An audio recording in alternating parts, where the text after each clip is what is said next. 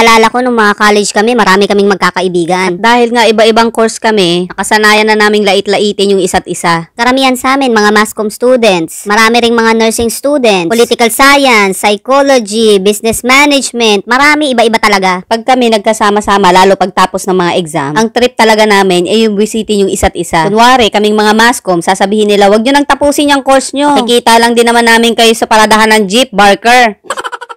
Barker daw ng jeep yung ending namin, wag na daw namin tapusin. O syempre kaming mga mascom, hindi rin naman papayag o bubisitin daw namin yung mga nursing. O kayong mga nursing, ang dami-dami yung arte, may pakaping at saka board exam pa kayong alam. Pag graduate nyo, kumadro na din naman yung labas nyo.